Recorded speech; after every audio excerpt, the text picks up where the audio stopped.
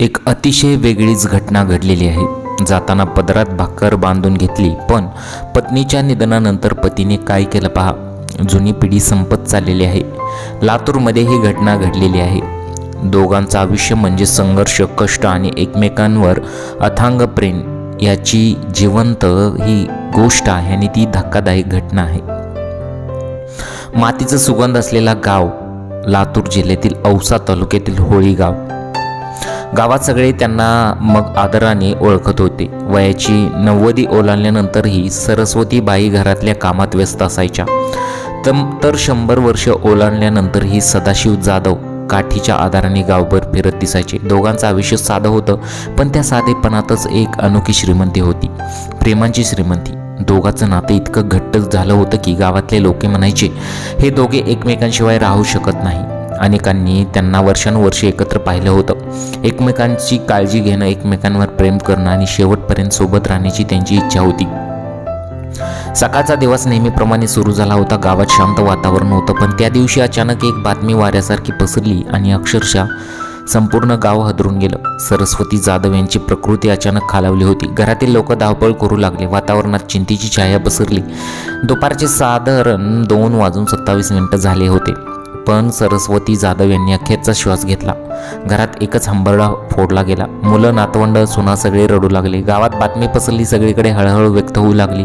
पण त्या घरात अजून एक व्यक्ती शांत बसली होती, सदाशिव जाधव. त्यांनी काहीच बोललं नाही, फक्त पत्नीच्या पार्थिवाकडे पाहत राहिले. त्यांच्या डोळ्यात अश्रू होते, पण शब्द नव्हते. त्यांच्या चेहऱ्यावर एक वेदनादायी शांतता दिसत होती. घरातील लोक त्यांना सावरण्याचा प्रयत्न करत होते, पण ते फक्त शांतपणे बसून होते. जणू काही आतून खूप काही बोलत होते, पण शब्द बाहेर येत नव्हते. त्यांच्या मनात काय चाललं होतं हे कुणालाच समजत नव्हतं. गावातील लोक येत होते, सांत्वन करत होते, पण सदाशिव जाधव फक्त त्यांच्या पत्नीच्या आठवणीत हरवले होते. त्यांच्या आयुष्याचा अर्धा भाग अचानक संपला होता आणि ते एकटेच पडले होते. आता पुढे या घटनेत काय घडलं पहा. सायंकाळी त्यांनी पुन्हा एकदा पत्नीच्या पार्थिवाकडे पाहिलं. त्यांच्या चेहऱ्यावर एक शांत स्मित उमटलं. जणू काही ते म्हणत होते की येतोय. पुढे वेळ सरकत होती. घरातील लोक त्यांच्याजवळ बसले होते, पण अचानक श्वासात बदल जाणू लागला. सगळे घाबरले. काही क्षणात घरात पुन्हा एकच गोंधळ उडाला होता. डॉक्टरांना बोलावण्यात आलं, पण वेळ निघून गेली होती. सायंकाळी साधारण 5:14 दरम्यान सदाशिव जाधव यांनी सुद्धा अखेरचा श्वास घेतला.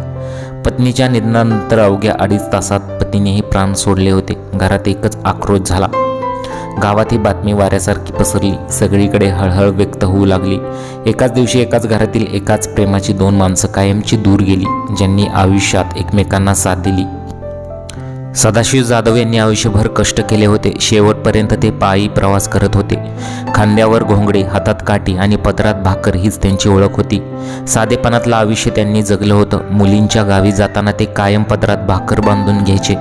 बाहेरचं खाणं आणि त्यांनी आयुष्यभर टाळलं होतं. व्यसनापासून दूर राहून त्यांनी शिस्तबद्ध आयुष्य जगलं होतं. त्यांच्या आयुष्याची प्रत्येक गोष्ट साधी होती, परंतु पत्नीच्या निधनानंतर अक्षरशः त्यांचाही मृत्यू झालेला आहे. खरोखरच ही खूप दुर्दैवी घटना आहे. तुम्हाला या घटनेबद्दल काय वाटतं? तुमच्या प्रतिक्रिया जरूर कळवा.